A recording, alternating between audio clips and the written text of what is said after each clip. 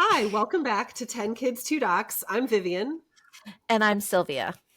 Today we're going to do something a little bit different because we are celebrating having released 10 episodes. So we are going to look back on what's been released and look ahead to what is to come. I can't wait. Welcome to the 10 Kids, 2 Docs podcast. Seasoned pediatricians and longtime friends, Sylvia Bank and Vivian Carlin have counseled thousands of parents and are raising 4 and 6 kids, respectively. Join these doctor moms as they incorporate fun and their combined wisdom and experience to share parenting insights for anyone looking for practical and trustworthy guidance. Please note that this podcast is not intended to be a substitute for professional medical advice, diagnosis, or treatment from your doctor. So, we are on our 10th episode of 10 Kids, 2 Docs, and we decided today we should look back on our previous 9 episodes, give updates, talk about feedback that we've gotten through our social media and our feedback email, and also discuss what is to come for our podcasts for the next 10 episodes. Yeah, sounds good. So, Sylvia, I think I have a couple of ideas on things I want to discuss in this episode, but one of them is looking back. What are some of the high points for you? What are some of your favorite episode or favorite moments or things we've done well? So I definitely think about this quite a bit because of, if the listeners also follow us on social media or YouTube, we have shorts associated with each of our episodes. Cool. Do you have one that stands out? Yes, I would have to say it probably is going to be the head lice one, where you are talking about the bugs crawling all over your child's hair, because it is so real. And I think a lot of people can really relate to that. Oh yeah, right. Was I talking about how the teacher found it at school? I don't even remember. Yes, the teacher found it at school. You were doing some sort of teaching in the hospital and had to come home and face a head full of bugs. Yes. Okay. Which, by the way, I got the alert maybe a month ago. And for those of you that know me, when this episode is published, it's going to be even further after that, saying, hey, there's a chance your child was exposed to head lice. So it's still something that you deal with as a mom regularly. If you had any doubt, head lice are still alive and well and circulating in the community. And I feel like that head lice story really just kind of encompasses the purpose of our podcast and what it is like to be a mom, where if you are not laughing at it, you are almost crying at it, right? Sometimes things can just be so overwhelming, right? I do like that. I do like that a lot. What about you? Do you have a favorite memory or the last 9 episodes, something that stood out for you? First of all, I will say I think this has been quite a bit more fun than I expected. Oh, really? Yeah. Yes. Wait, wouldn't you say? I mean, you do enjoy meeting with me, right? I absolutely do. But I was looking, this was part of my vision, to be able to meet with you regularly and have fun. So I'm glad that you're seeing the benefits that I had outlined for the purpose of the podcast. Okay. The other thing I will say that has gone well is, for you and I am very, very impressed with how good we have gotten at editing. Yes. I mean, this was very unexpected. In fact, I have heard Eric describing our podcast to friends, and he'll say something like, honestly, I thought I was going to have to be on-call tech support, but they've really taken it on their own. I also feel like I have to give props to the software and the technology that exists for us to edit. This is very true. It is a great platform, and it makes the editing a lot easier, right? That's true. But I will say, I've had 2 people independently ask me if we are using a producer. And I am so complimented. That being said, there are some episodes in this first 10 that I listen to now that we recorded way back, and I cringe and I'm like, why didn't I take that out or take out that sound bit or whatever? We've gotten so much better. Yeah. And I think my learning curve with the social media has also increased drastically, since I'm not very social media savvy as a regular person. But in doing and promoting the podcast, I have definitely explored different platforms and making these reels. And, it's a whole new thing for me too. Okay, I still have never posted an Instagram reel in my life. And on deck for me is learning how to do that so we can kind of tag team and really up our social media game. That is Right. definitely next. But you know, I Yeah. mean, for two people that are not tech savvy at all, I feel like we've done better than I expected. Right. For just two moms. I mean, we claim to know a lot about pediatrics because we're mothers and pediatricians, but this whole tech aspect has been, a pleasant surprise how we've been able to navigate that. Yes, yes, we did not claim to know anything about that. Okay, I think some of my favorite moments so far are the random, very random people in my life in the Mm, past that have reached out to me and just mm, sent me a message of like, "Hey, I really loved this episode." And the other cool thing about it is that it's always been different episodes. really? So Yes. tell me your best blast from the past contact. Okay, my best blast from the past, you know this one, is that my AP English teacher sent us an email on the feedback telling me how proud of me she was. I remember seeing that, and I was looking through the feedback box at that time, and I was like, Vivian, you got to look at this. It's really, really touching. It was so touching. That's a shout out to Mrs. Boothby. And even as a middle-aged woman, when my teacher tells me she's proud of me, like it's like such a good feeling. Like, oh yay, somebody's proud of me. That's great. Do you know what I also really like? What? You and everybody knows this who listens. You and I have been friends for 25 years, but through our experience in storytelling in the format of different topics, I am learning so much about, you and parenting and the things that I didn't know that we did so different. Oh yes. Yeah. Yeah, that is definitely true. I've heard stories that I didn't know about, which are very fun. What about what's hard, or what have you not liked? Yeah. Like Or I what have you feel found is like, difficult? Maybe not liked is the wrong word. or challenging. I think the most challenging thing for me is not the editing. I thought that was going to be quite challenging, but navigating the technology of like the different platforms and podcast sites that Yes. I'm still struggling with. I feel like I haven't really mastered that.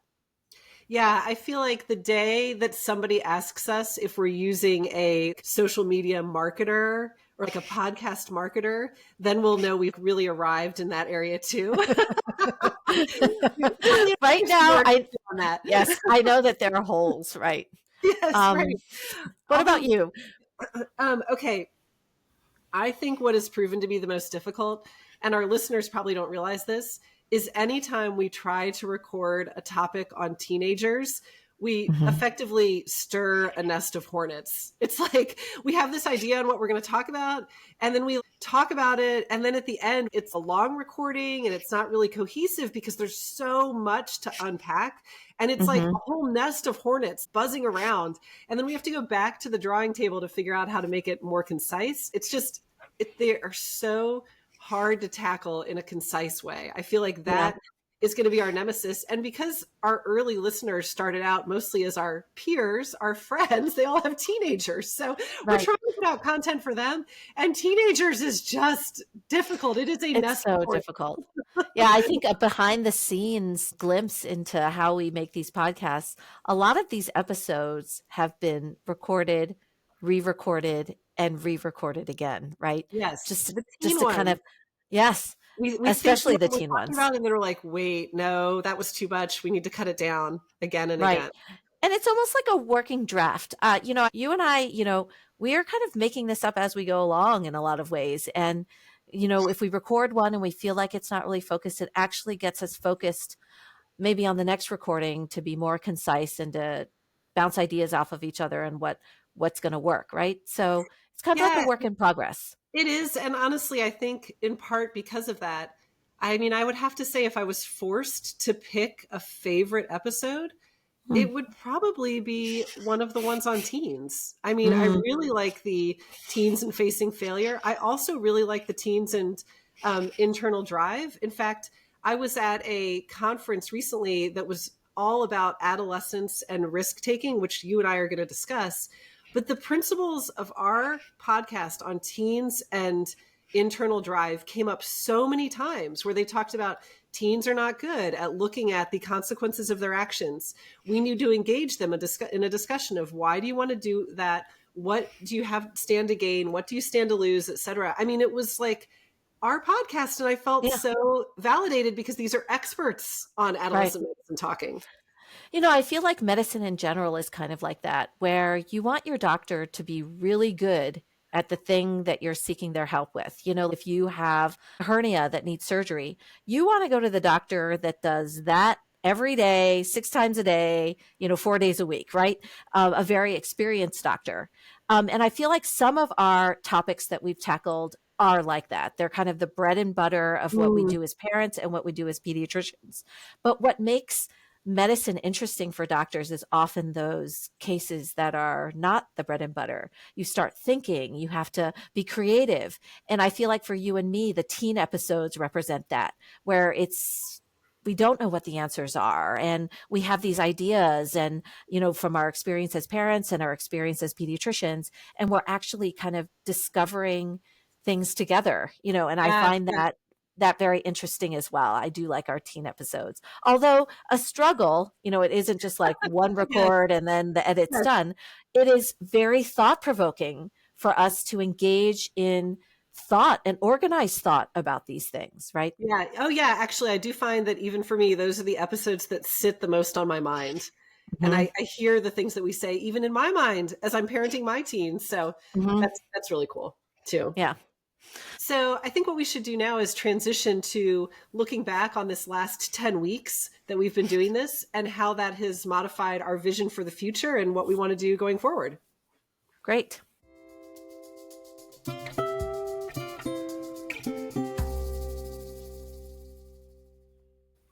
Okay, so Sylvia, now that we have 10 weeks under our belt, what is on your mind going forward? Are there pressing topics? Is there feedback that you've gotten from listeners? What things are on your mind as you look ahead? Sure. As I have been slowly recommending the podcast to patients in the practice, I do really want to cover some high yield bread and butter topics that I feel like I say multiple times a week when I'm in the office seeing patients. And a lot of those tend to be times where parents feel kind of at a loss or a little bit desperate. And the first one is sleep, and sleeping, baby sleeping, infant sleeping, how to instruct people to sleep through the night. Those are very high yield, high demand topics that I see the patient population a need for that. Yes, I love that. Babies and sleeping through the night. That is coming. Yeah. Right after this, right? Are we going to release that right after this? Yeah, that's on the queue, right? We have that ready to go. And I really enjoyed our discussion around that. Although not applicable to everybody, it was very enlightening for me. Kind of along those lines, over this past 10 weeks, something I've discovered is that an audience that I really find myself talking to more and more and want to reach out to more and more is young people in training to become pediatric providers, many of whom, they're young, in their 20s, may not even have children yet, and are needing to answer these questions like, how do you get your baby to sleep through the night, etc. And I find more and more that as I talk to these, I want to say kids, but they're not kids. I'm not quite that old yet. Like providers in training, right? right. That I feel more impassioned, where I'm like, guys, there's a crisis going on where parents are under pressure. Listen to the first episode, Parents Under Pressure. The Surgeon General is sounding the alarm. And I am passing the torch to you, because now part of your training is not just helping parents through when their child is sick. It is helping parents through parenting. Yeah. You're going to be on the front lines of helping parents parent their children. And this is such an important part of your job now. So I find myself really excited as I talk to these young professionals about this content.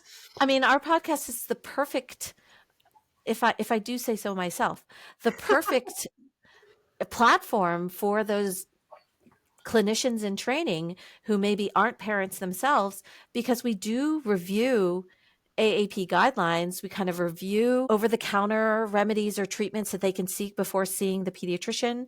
These are, things that it's good for any pediatric provider to know before you delve into all of the, intricate, medical diagnoses that they've been trained to look for, right? Yeah. Yeah. When I think about upcoming topics that are on my mind and some of the feedback we've gotten, I've had a couple that have come up again and again. And one of them is autism. And I'm excited for us to get to go further in autism and my thoughts on that and how we do that. I mean, first and foremost, this is a parenting podcast by pediatricians. Our vision is that we combine our pediatric knowledge with our parenting. And as you know, neither you or I have raised a child with autism. Right. And I have nephews with autism, and I have very close friends with children with autism. And I am certainly a student of those parents and the decisions they've made. But the point of this podcast is, what do you do as a parent when you have two things: that fierce love for your child that is irreplaceable, as well as extensive pediatric knowledge? And what I hope to do and have vision for is inviting guests on who are pediatricians or physicians with children with autism who can discuss this with us. And you know, you and I have multiple people in mind. So I recognize that as a group that needs community. And I hope that we can start to provide that too as we explore autism at some point with help from parents. Yeah. I mean, the topics that we kind of have chosen thus far and that we have on the queue are things that you and I have experienced firsthand, and it makes it much easier to discuss and talk about. But in the future, we will discuss topics that we don't have firsthand experience as parents with as well. Right. Although I think you and I have experience with maybe like 95%. A large percentage of things. We haven't even gone into special education yet, and we've got that whole box to unwrap, which I have experience in. So, do you know what else I have noticed about our future topics? So, like we've said before in our pilot, we met together before releasing the podcast to brainstorm on potential topics, of which we came up with, what was it, 490 different topics? Was that what it was? Like 150. Okay, 150 different topics. It was 3 years worth of content right off the bat, without even having to plan any additional topics. But I feel like every time we do an episode, it's like we're just adding to that list. You know, not to say that we haven't tackled topics on our original list, but I feel like as the weeks go on, our list is just growing. It's actually not getting smaller. Yeah, this is true. I will say, I don't even know that this was on our list, but one that I've heard come up, I think 3 times from very different contexts, is this idea of gentle parenting. And so I'm excited for you and I to do gentle parenting, because I can certainly talk about that from the pediatrician advising you in the office perspective. And then I can tell you, well, what did I do at home? Right. Right. The other one that I hear all the time in the office as well, I just talked about it yesterday, is this baby-led weaning. Oh, yes. Right. And all these different trends with parenting, and just getting our hot take on it. Right. Like I gave someone my thoughts and advice on their decision whether or not to baby-led wean and why, based on the child's growth chart and the child's developmental stage. It is a hot topic right now. It is. Yes. So in my mind, you mentioned infants in sleep. Autism will need to be up there when we start to bring on guests. Gentle parenting, baby-led weaning, all of these. I will say another funny story is that when I was just, talking with my family and saying how at some point we wanted to do one on teens and advising them during dating, my daughter suggested that she would like to be a guest on our show because she wants to make sure we are fully educated on the, what it means to be in the talking stage, and whether that's over Snapchat or text, what it means to be undelivered, and what it means to actually leave somebody undelivered, and all of the frustration that their generation is experiencing with dating that we didn't have to. I feel like we do need a young person as a guest to inform us all on the new terminology and ways of dating in today's time. Yes, exactly. So I don't know when or if we'll get to that one. That will definitely be stirring a nest of hornets. So yeah, we appreciate the feedback though. We have comments open on our Spotify and YouTube accounts. We have feedback 10kids2docs.com email address where you can directly write to us. And we have been reading your emails and responding to you. So please keep it coming. Yes, I couldn't agree more. And we can't thank the listeners enough. Oh, yes. Our numbers have been more than what we expected in our launch of this podcast, and sharing our podcast, listening to our podcast. We see some analytics and statistics based on our listeners. So we just want to thank you so much for listening to us, subscribing to us, and following us and our journey through our podcasting, and maybe you're journeying through parenting. Yes, I couldn't agree more. So yay, cheers to 10 weeks. 10 weeks. This is 10 Kids, 2 Docs. I'm Sylvia. And I'm Vivian. We'll see you next time. See you next time. Thank you for listening to 10 Kids, 2 Docs, hosted and created by Sylvia Bank and Vivian Carlin. If you enjoyed this episode, please subscribe and recommend our podcast to other listeners. Visit our website at 10kids2docs.com, where you can find links to social media and leave comments or suggestions. Back next week with more topics in parenting.